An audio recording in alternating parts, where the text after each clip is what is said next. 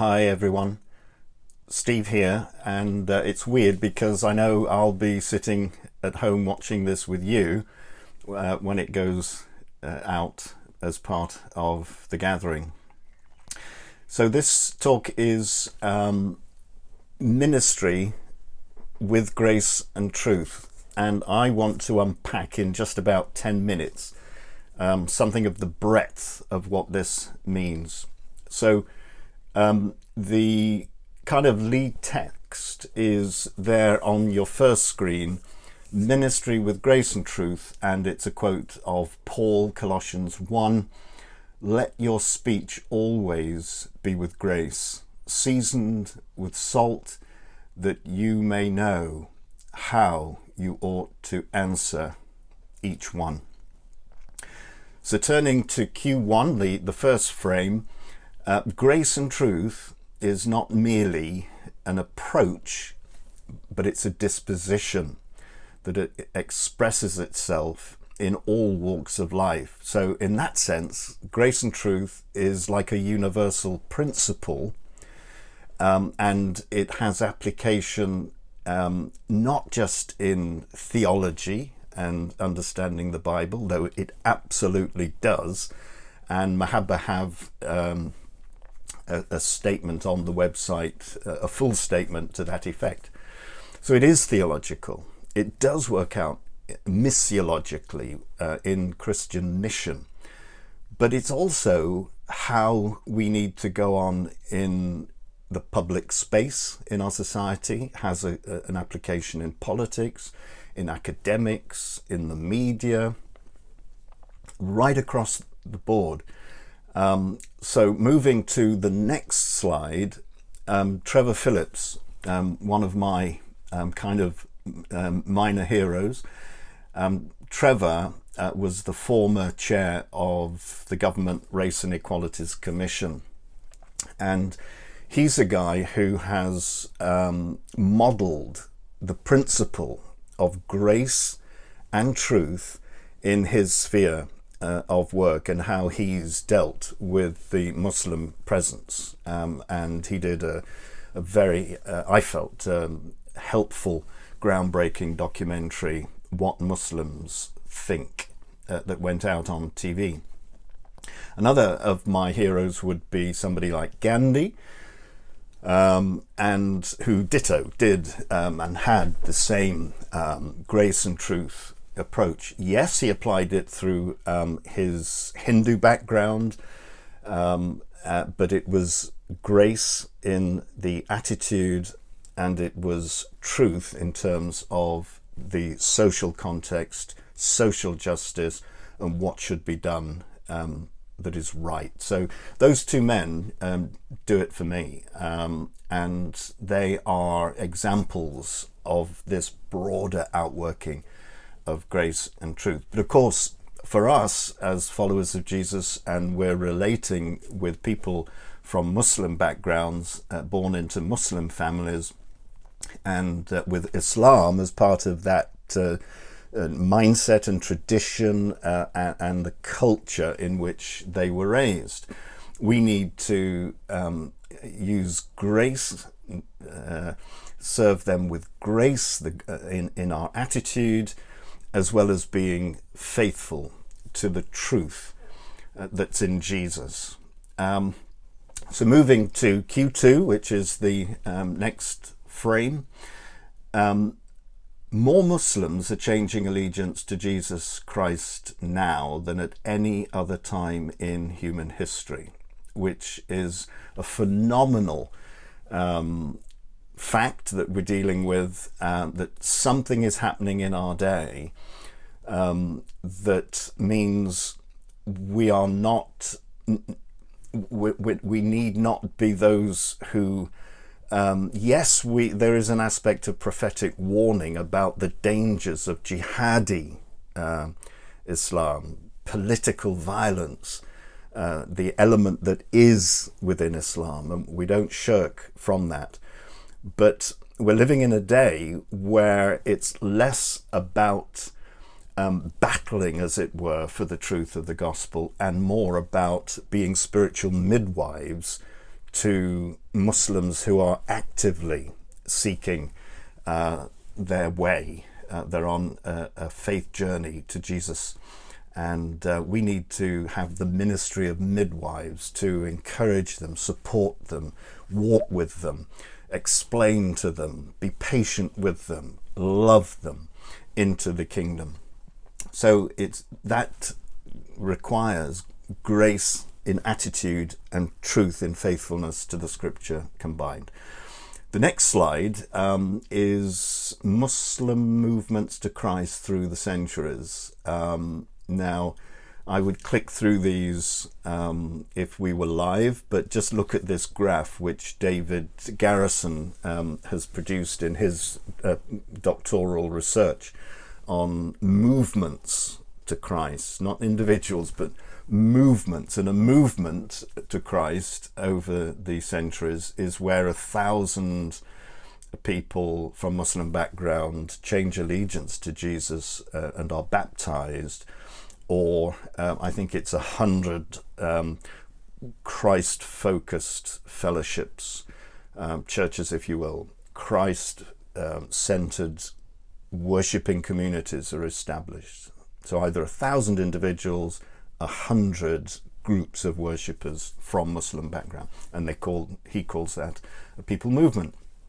And you'll see by the graph that it's not until the 21st century and since 9/11 that it's gone through the roof.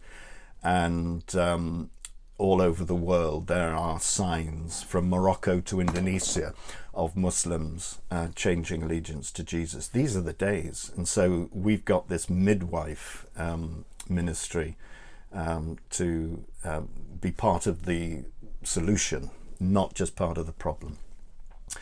Next slide, Q3. The House of Islam has had no reformation, as Christianity did.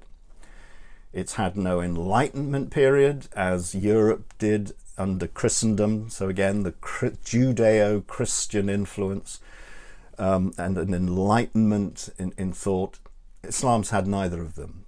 So it's now it kind of got left behind a bit, and it's now under pressure to change in the 21st century. And so I'm writing a book at the moment, The Muslim Grapple for Grace, and looking at the rise in Muslim voices who are calling for reform and an Islam for the 21st century, and in Europe a Euro-Islam, not a fascist expression of Islam, and so on. So people like Mona Siddiqui, even academics, that the names go on of those who realize there's been a lag and there is a need for catch-up, because this sort of medieval approach which forbids hermeneutics and change,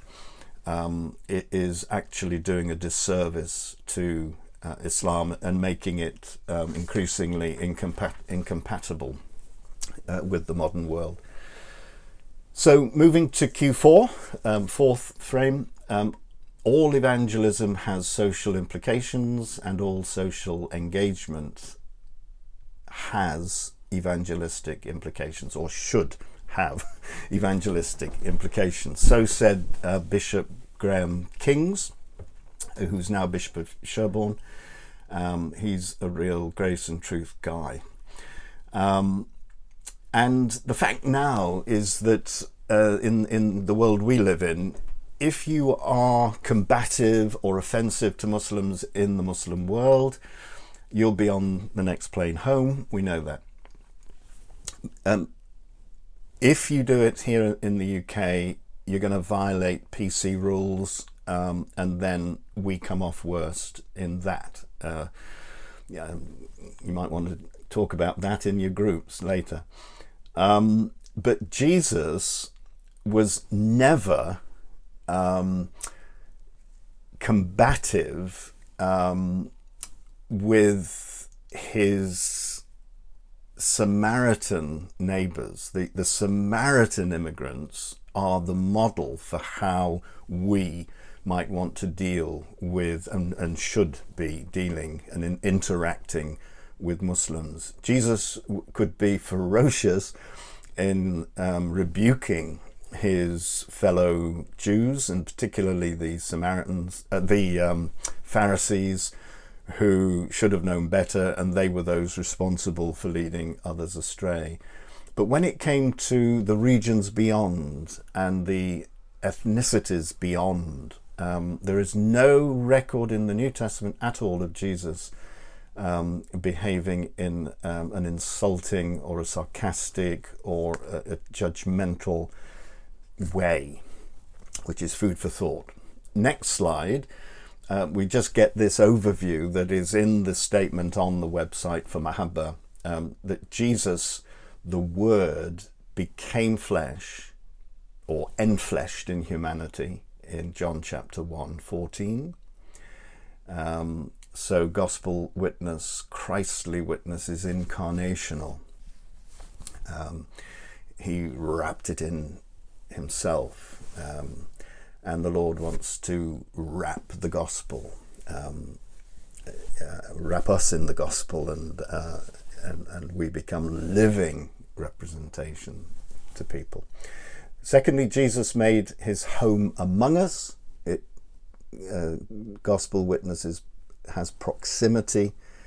No good just shouting across the road like they do in Kenya, shouting at the Muslims, from the church on one side to the mosque on the other, and no matter how true what you're saying is, proximity is needed. So incarnation, proximity. Thirdly, Jesus was in closest relationship with the Father. Gospel witness is relational.